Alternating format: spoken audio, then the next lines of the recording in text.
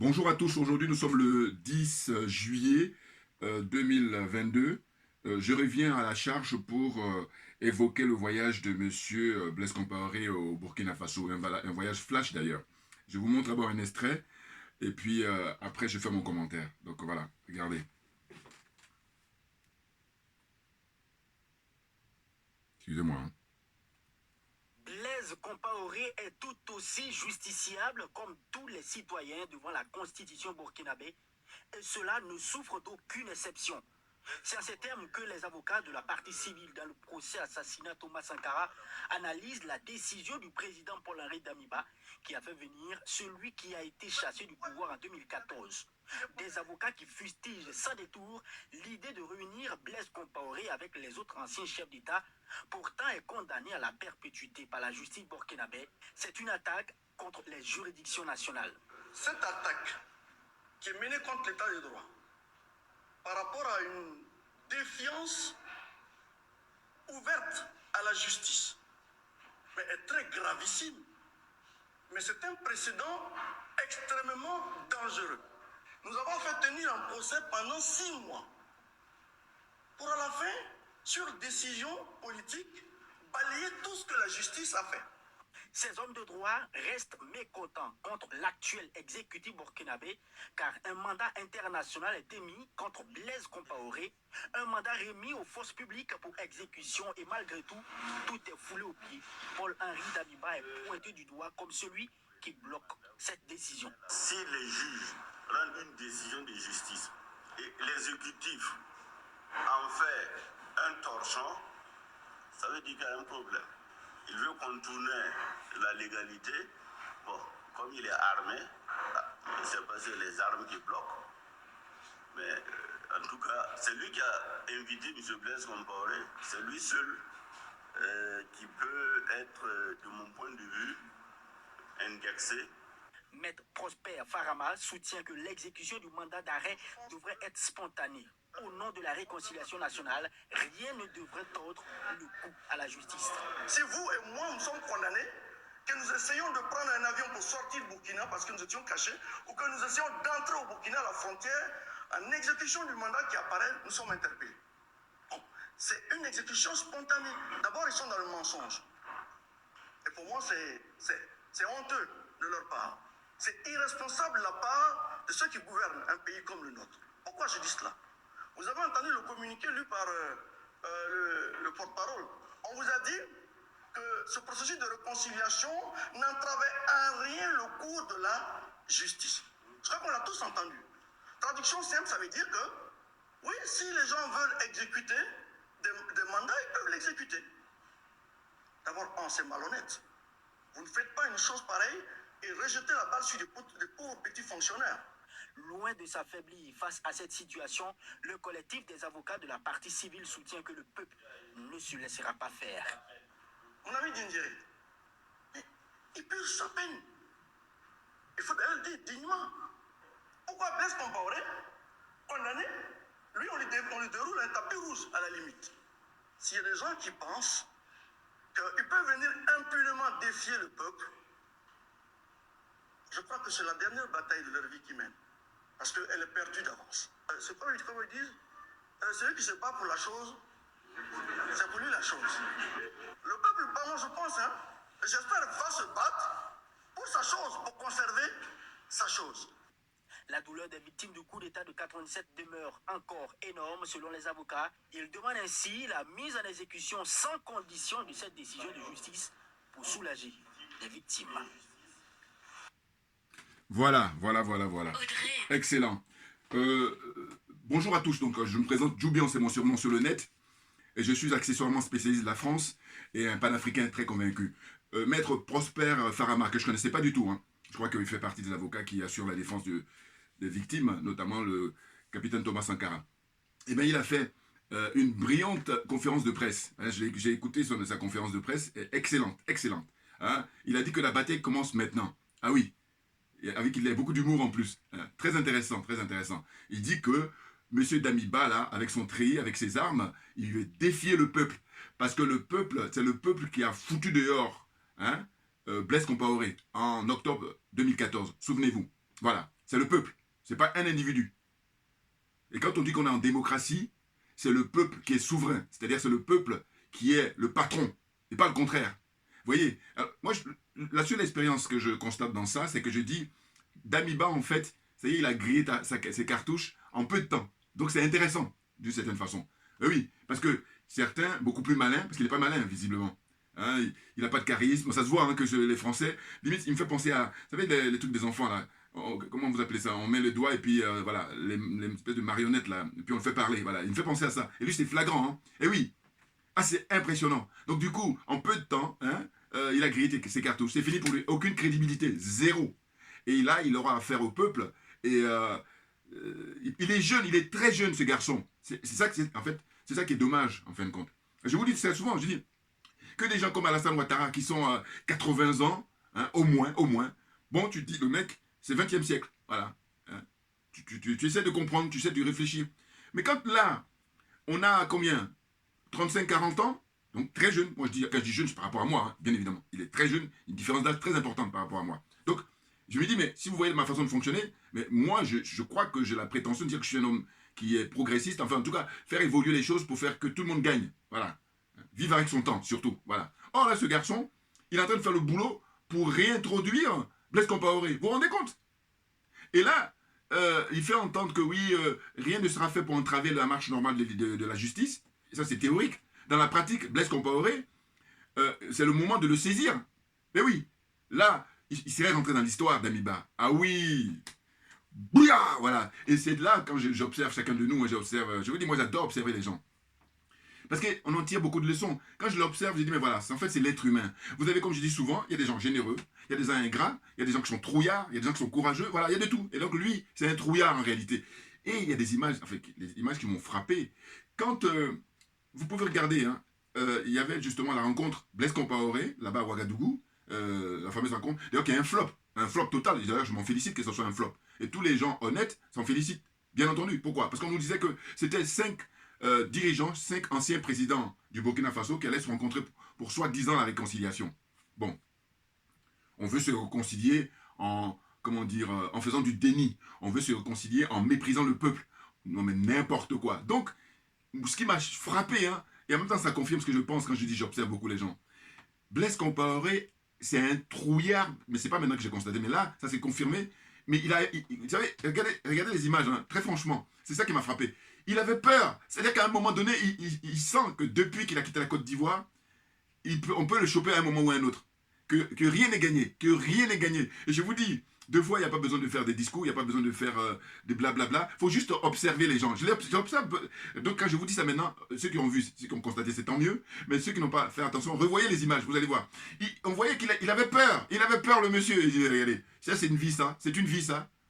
Et oui. Et cela, donc, je reviens sur le comportement de chacun de nous, des êtres humains.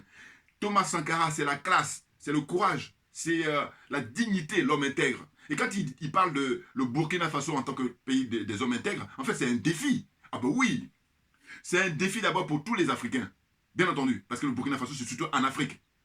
Et puis, on peut extrapoler en disant que c'est un défi pour les humains. C'est-à-dire que comme on se veut, comment dire, humain, voilà, on a la prétention d'être des êtres humains, et par conséquent, la vie humaine est sacrée. Donc, nous respectons tous les humains, mais pas plus, pas moins. Voilà.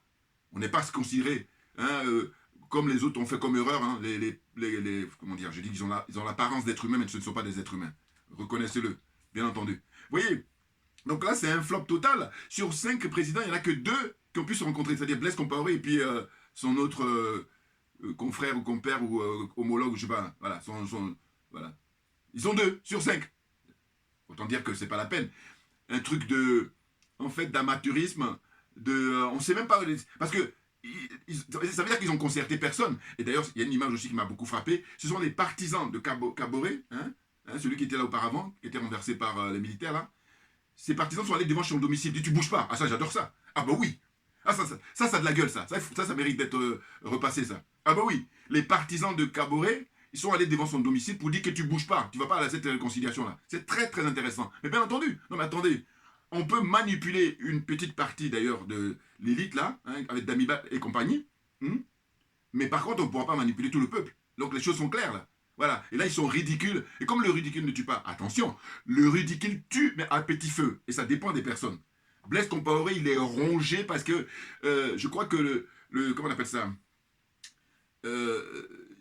il sait très bien que dans l'histoire, il a, comment il a, bon, il rentre dans la poubelle de l'histoire, les choses sont claires. Mais je veux dire que par rapport au fait, les liens qu'il avait avec Thomas Sankara, avec son ami et frère, et quand on a appris un petit peu l'histoire, on nous disait qu'en fait, Thomas Sankara l'a pris comme son frère, même pas un ami, un frère, et que parce que lui, je crois qu'il n'avait pas perdu ses parents, en tout cas, voilà, il était orphelin. Bon, donc, Thomas Sankara, hein, ils se connaissent de longue date, et il a adopté comme son frère. Et c'est la raison pour laquelle, quelque chose qui est mémorable, qui est très connu, où il le dit dans des documentaires, quand à l'époque on venait lui rapporter au capitaine Thomas Sankara que Blaise Compaoré, il veut ta peau, ben il dit, mais si on en est rendu là, c'est que c'est mort. Et simplement parce que Blaise Compaoré connaît tout de moi. Vous vous rendez compte, leçon de vie, leçon de vie. Vous voyez, là, on avait affaire à un être humain, mais qui avait levé, je vous dis, le drapeau très très haut de la dignité humaine, hein, de manière générale, et africaine en particulier. Très clairement, Thomas Isidore Sankara. Thomas Noël Isidore Sankara. Grand, très grand monsieur. Je vous dis qu'il a optimisé, quand on parle de révolution, mais il a optimisé, il a fait exploser le truc, le concept. Bien entendu, bien entendu. Moi, je vais plus loin. Je dis même quand vous comparez avec Che Guevara, parce que Che Guevara, bon, c'est un humaniste, hein, un grand humaniste, très clairement. Mais par contre, il avait refusé d'occuper des postes ministériels. Voilà, ça ne l'intéressait pas. Lui, il voulait, vraiment, lui, voilà. J'adore, parce que j'ai beaucoup de respect, d'admiration, je vous dis. Mais quand je dis que Sankara, il était plus loin, c'est qu'il a mis la main dans le cambouis. À partir du moment où il a occupé le poste de président, mais c'est ça, parce qu'il y a l'utopie, il y a le rêve. Mais quand tu passes à la réalité, là, ça devient plus intéressant et ça devient plus difficile, bien entendu. Bon, je dirais, Che Guevara aussi a été assassiné. Mais ce que je veux dire par là, c'est que finalement, il a fait les deux. Voilà.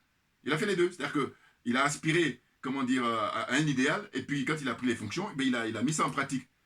Le Che, il a fait renverser les Américains là-bas, avec Fidel Castro, ils ont botté les fesses des Américains, ils ont quitté la terre de Cuba, sachant que lui-même, il est d'origine d'Argentine, parce que beaucoup de gens ne savent pas, ceux qui le savent tant mieux, mais voilà, il est argentin, normalement, le Che.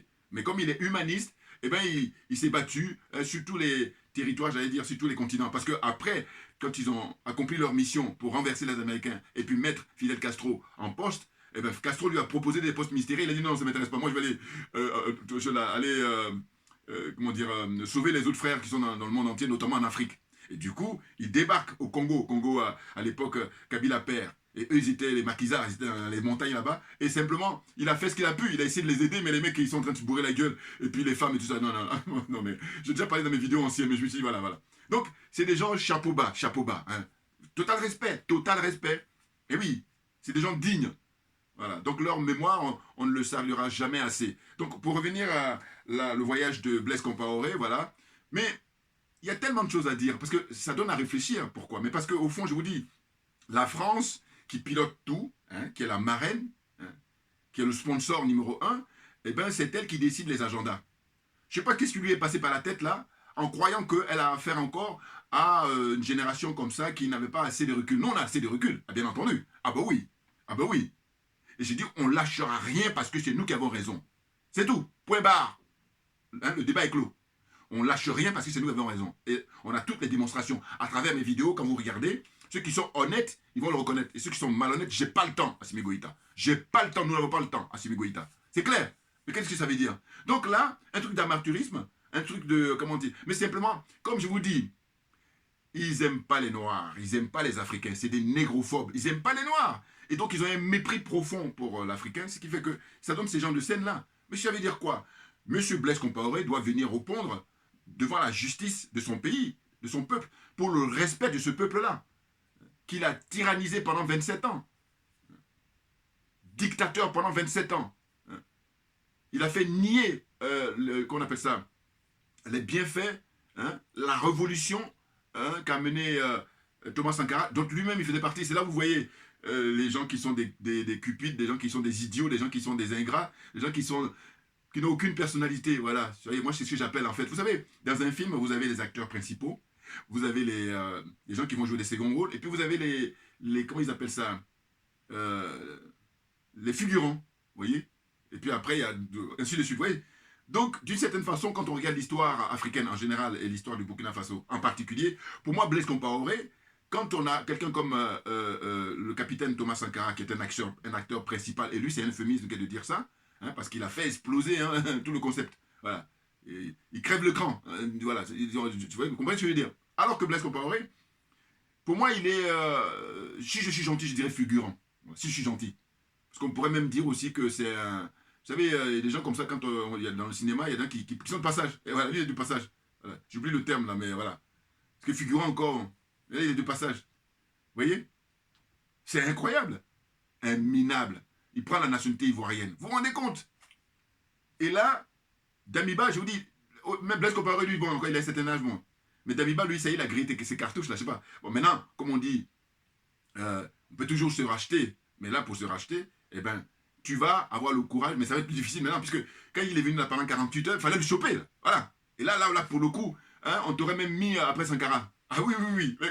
Parce que Sankara, il est respecté dans le monde entier. Il n'y a pas un continent. Je crois que c'est, pour le XXe siècle, c'est un des Africains les plus connus, hein, Cheikh Anta Diop, mais Sankara, amusez-vous dans les micro-trottoirs. Allez-y, continent par contre, ceux qui ont les moyens. Hein. Vous allez dans différents continents et puis vous dites, bon, si je vous dis Sankara, les gens vont dire, mais Burkina Faso.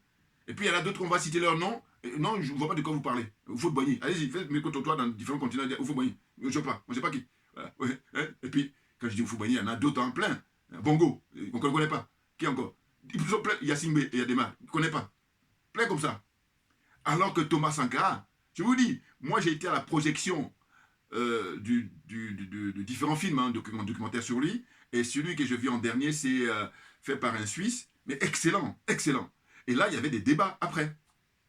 Et il y a une femme qui est colombienne, en tout cas d'Amérique latine, c'est sûr. Eh bien, compte tenu de mes prises de parole, elle était sidérée, elle est venue me voir à la fin, elle me dit, mais j'ai peur pour vous. Je dis, non, non, vous inquiétez pas. On est sur la protection divine. Et bien entendu. Ah, parce que lors de la conférence, des débats, il y avait des débats après la projection, mais alors, ceux qui regardent mes vidéos, ils savent, ah non, non, bah, j'ai commencé à... Et oui, et puis même les gars qui animaient là des universités, ils étaient tous, ils étaient perturbés. Ah ben oui, parce que moi, ma religion, c'est la vérité et la justice. C'est clair. Pas de négociation là-dessus. Pas de négociation, la vérité et la justice. Et puis là où je suis chapeau pour répondre encore à nouveau, et j'espère qu'ils ont compris maintenant. Ceux qui veulent essayer de dire, il y a plusieurs vérités, mais c'est la France qui joue avec ce jeu-là, hein, parce qu'ils sont trop forts pour embrouiller les gens.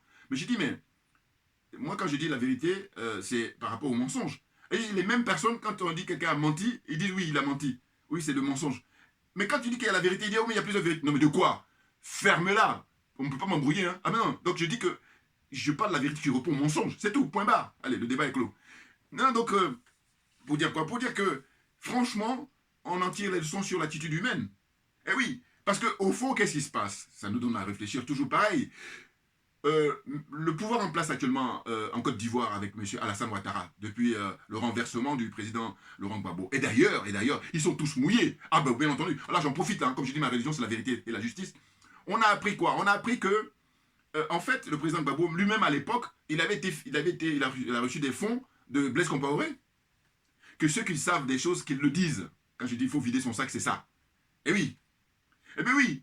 Donc, on peut d'une certaine façon comprendre le mutisme de certains. Ah oui, suivez mon regard, suivez mon regard. Ah oui, oui, oui. Ah oui. Non, parce qu'à un moment donné, il faudrait savoir sur quel pied on danse. Parce que si tu luttes contre la France-Afrique, tu ne prends pas l'argent de la France-Afrique. Ou alors, si tu prends l'argent de la France-Afrique, eh bien, tu as le droit. Mais dans ce cas-là, il faut se montrer intransigeant. Or là, il y en a qui prennent beaucoup, beaucoup d'argent de la France-Afrique. Et du coup, ben, ils sont perturbés. Et puis, ils font du mutisme. Voilà, ils se taisent parce qu'ils savent qu'on peut aussi les mettre comme ça en accusation. Bah oui, mais il faudrait savoir, hein. Ah oui. Et c'est pour ça qu'on parle d'intégrité morale, c'est tout. Hein. Un homme intègre. Hein. Donc, quand Thomas Sankara a fait baptiser la Haute-Volta, qui est devenue le Burkina Faso, je vous donne mon point de vue, hein, toujours mon sentiment, mon humeur, mes humeurs, c'est de dire que c'est un défi qu'il lance à tous les habitants africains, d'une part, et surtout, en particulier, aux habitants du Burkina Faso. Voilà, c'est à eux le défi. Chaque citoyen du Burkina Faso du moins. Voilà, chaque citoyen et citoyenne, évidemment. Voilà, c'est un défi. C'est-à-dire, montrez-vous intègre. Voilà, montrez-vous. Il ne suffit pas de dire, je viens du Burkina Faso, donc je suis intègre. Non, non, non, non. La preuve, regardez.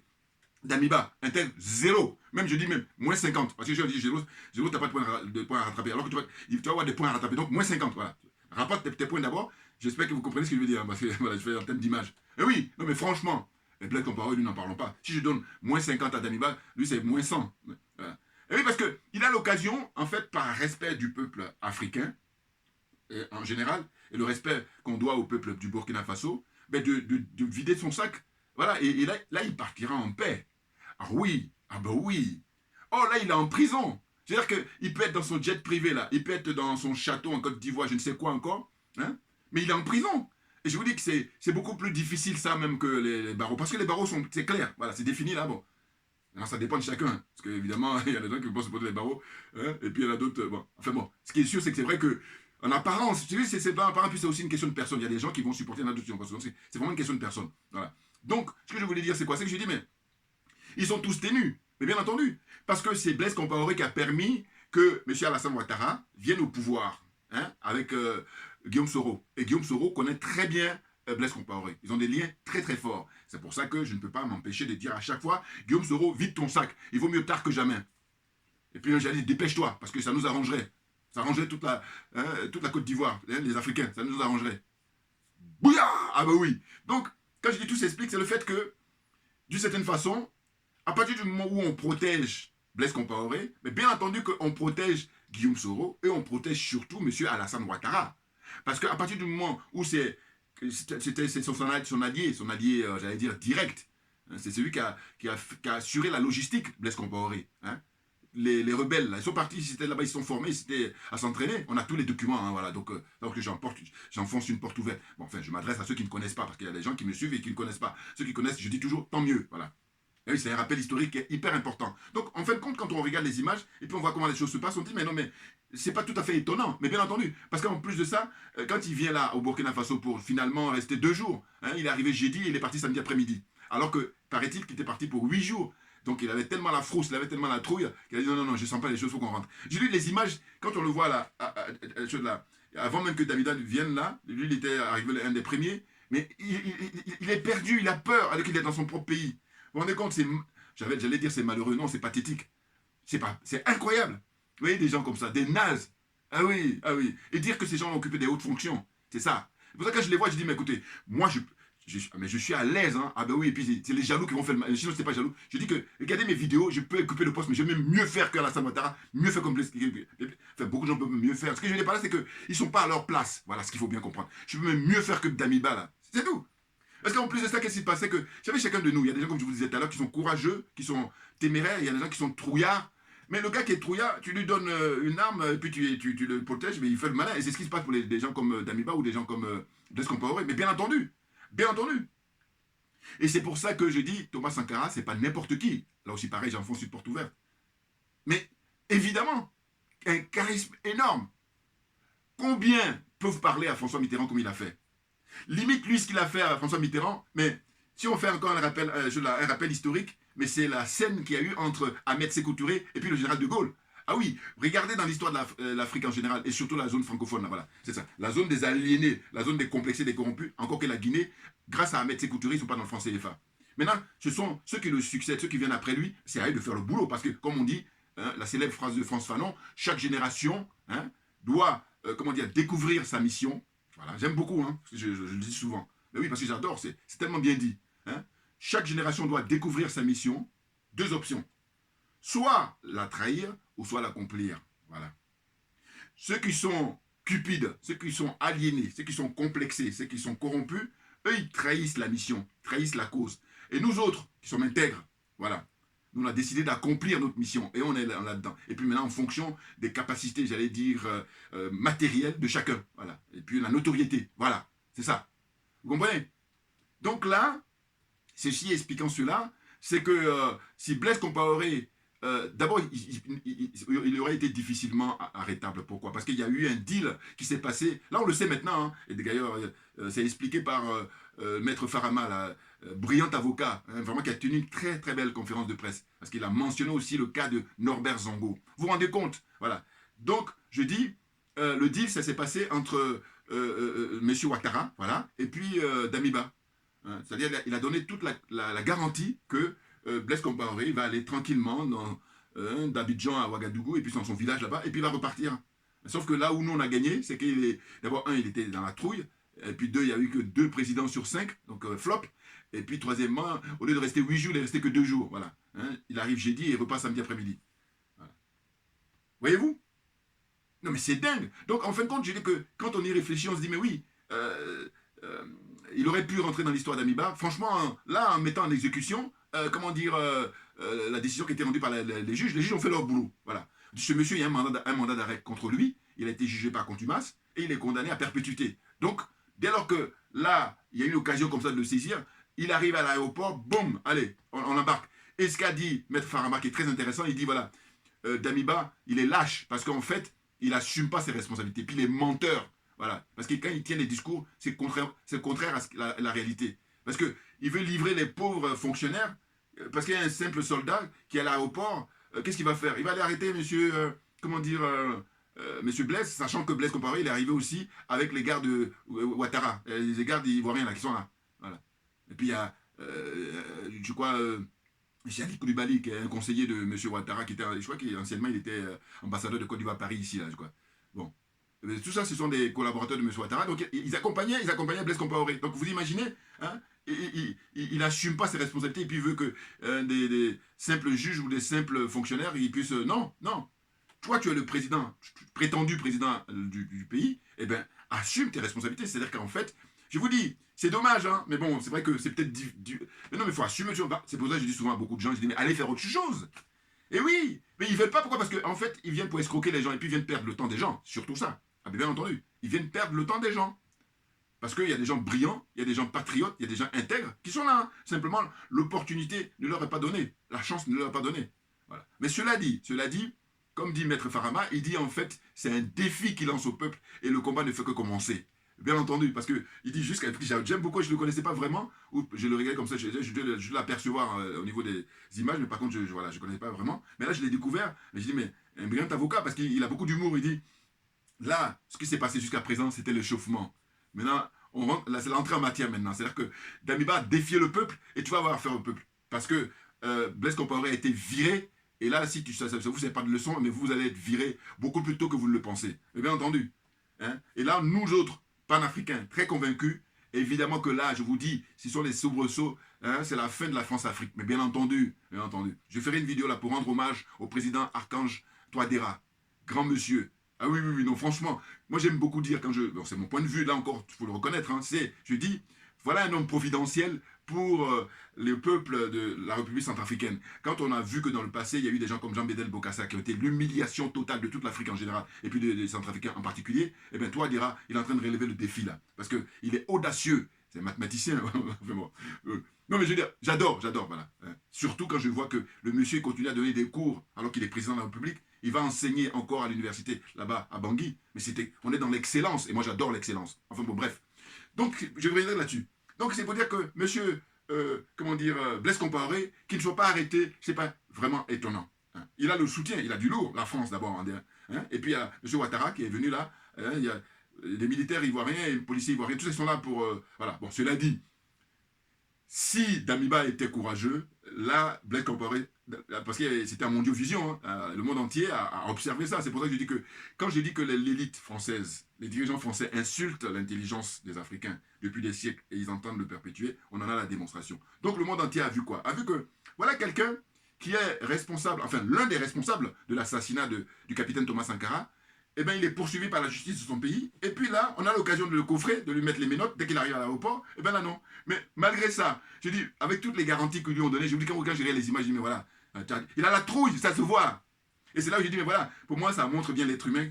Il y a des gens courageux, il y a des gens honnêtes. Et bien là, voilà. L'illustration, ben oui. Parce que quand il était au pouvoir pendant 27 ans, eh ben, c'était la dictature en puissance qui a permis même à son frère de faire assassiner Norbert Zongo, très grand journaliste d'investigation, très grand monsieur, qui a fait avancer les choses au point de vue des idées, au point de vue de l'éveil des consciences, Norbert Zongo. Eh oui. Il y a une phrase comme ça qui me revient à l'esprit, oui, qui disait à l'époque, il dit, la pire des choses, écoutez bien, Norbert Zongo, hein, la pire des choses, il dit, ce n'est pas la méchanceté des gens mauvais. Norbert Zongo. La pire des choses, disait-il, c'est le silence des gens bien. Norbert Zongo.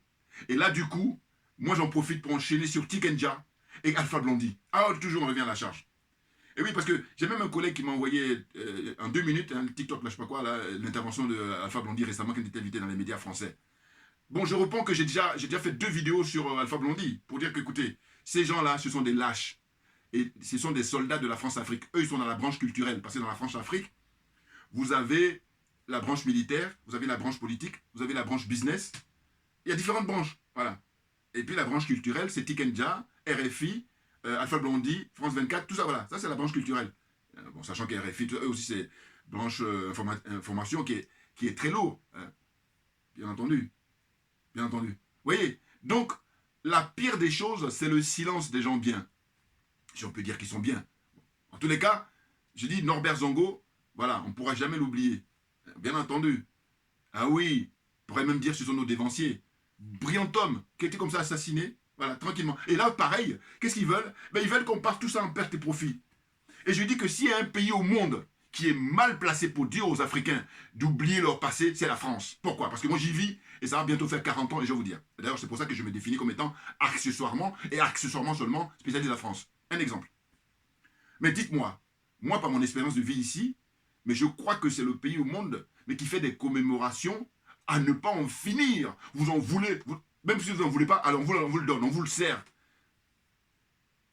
Je vous encourage à regarder les sketchs du frère Mbala Mbala. Bouya, on est bon, on est très bon. Attention, hein, c'est pas ce que vous avez à faire. Voilà, donc ce que je veux dire par là, c'est quoi? C'est que je dis, il y a beaucoup de pays qui pourraient la ramener un petit peu à ce niveau-là. Mais la France, c'est le seul pays qui ne pourrait pas dire aux Africains, oubliez votre mémoire. Alors qu'eux, ils passent leur temps à obliger les gens à la mémoire. Ce qui s'est passé pendant 1800, en 14-18, 40-45, alors là, c'est le open bar. Hein. La guerre 39-45, eh ben, c'est l'open bar. C'est-à-dire que dans tous les fictions, les documentaires, il n'y a pas un jour où on ne parle pas de... Voilà. Et puis, sans vous oublier les messages subliminaux, ou subliminaux, excusez-moi. Bon, vous comprenez ce que je veux dire? Donc, quand je vois là, les avocats de, comment on appelle ça, Blaise Compaoré, là, et là aussi pareil, je suis désolé, hein, moi je suis quelqu'un, je dis, j'aime qu'on remette à César ce qui appartient à César. C'est-à-dire que s'il me fait mal au cœur, j'ai tellement de choses qui me font mal au cœur, mais c'est que, je dis, mais regardez, ces avocats-là, très souvent, ils sont payés cher, ça c'est à 100%, ils sont payés cher, c'est sûr.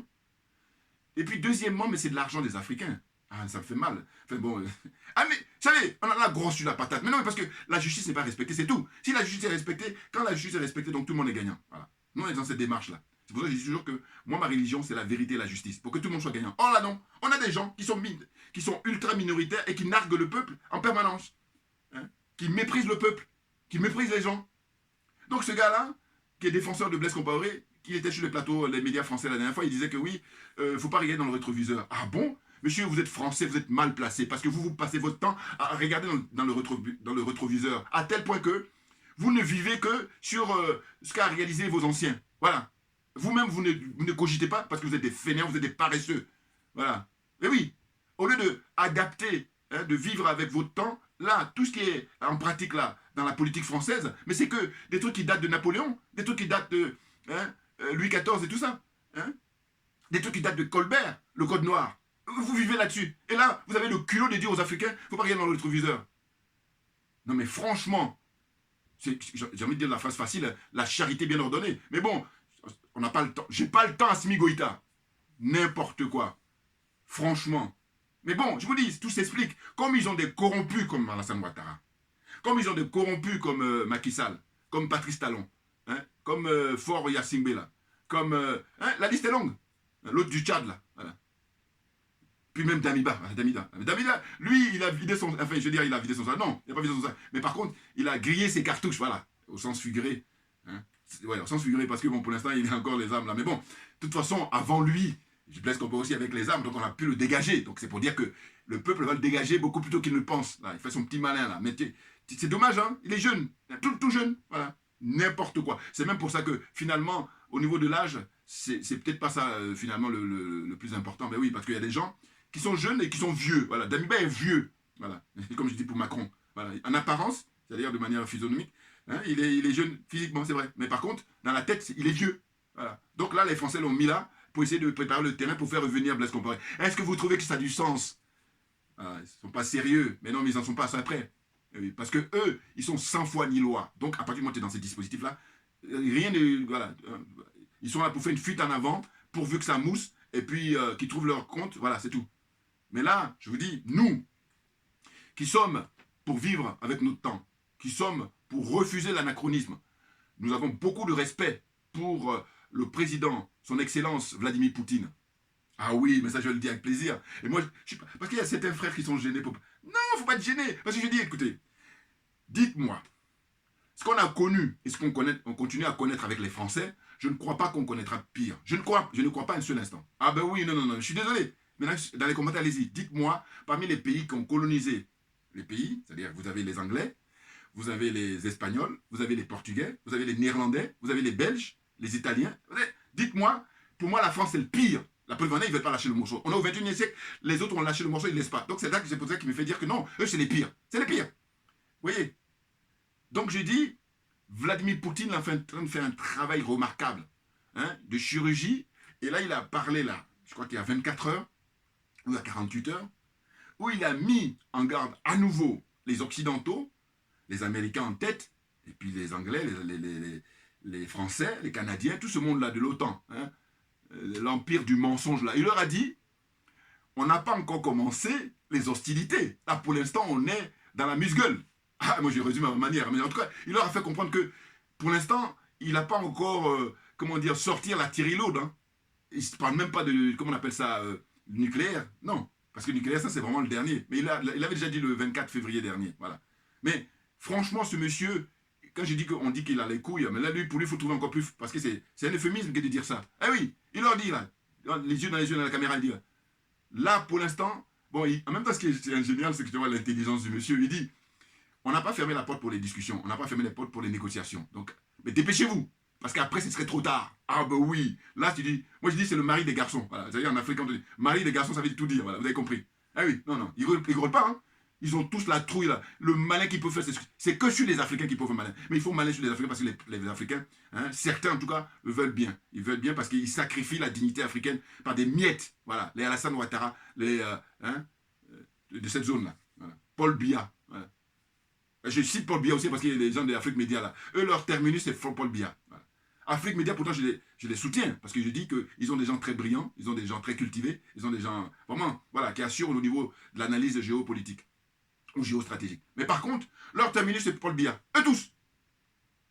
Et c'est pour ça que parmi eux, ceux qui vont moins parler de Biya ou qui vont moins... Je dis, bon, d'accord, parce que je les observe. Hein. Ah oui. Il y en a là. Non, mais c'est incroyable. C'est-à-dire que Paul Biya les a tellement perturbés qu'ils ont du mal, quand ils parlent d'autres pays pour sortir du franc CFA, mais ils font de la gymnastique.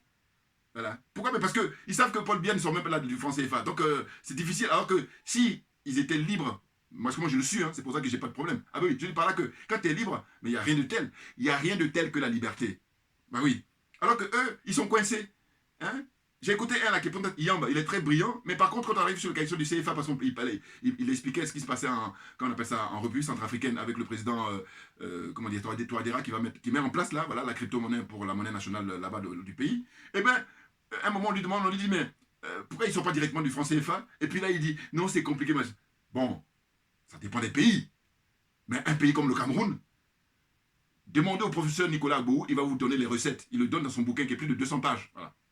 Donc le Cameroun, évidemment, est beaucoup plus puissant que la République centrafricaine. Donc s'ils veulent sortir le jour même, au moment où je vous parle, le Cameroun sort. Mais par contre, ils n'ont pas ça comme paradigme. Voilà, ils sont plutôt dans la servitude volontaire.